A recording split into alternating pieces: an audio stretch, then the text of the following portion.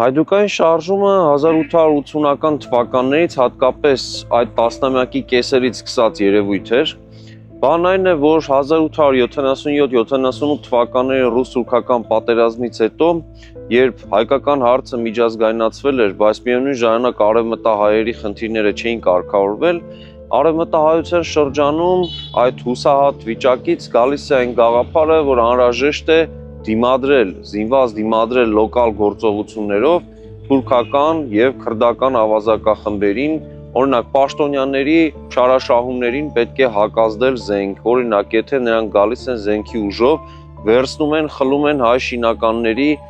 ստեղծած բերք ու բարիքը ունեցվածքը, նախատեսված հարկից ավելի շատ են վերցնում, մի քանի անգամ են վերցնում եւ նմանատիպ գործողություններ են անում։ Հայերի վրա հարձակումներ են գործում, ճնշում են հայերին եւ նման դեպքերում հատկապես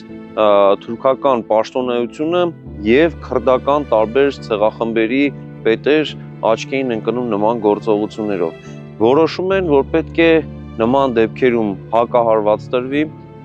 եւ ինչպես բնութագրում է օրինակ մեր մեծանուն պատմավիպասան եւ ազատագրական շարժման գաղափարախոսներից Ռաֆին, հայդուկները փաստորեն տուն տեղ թողած, սարեր ձորեր ընկած հայ բրիժառուներ էին, առանձին մարդիկ, արևմտահայեր ամենակարևորը,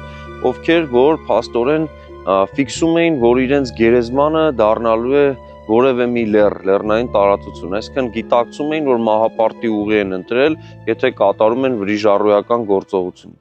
Նախագծի գլխավոր գործընկերն է Converse բանկը, ֆինանսական աշխարհի ձեր հուսալի գործընկերը։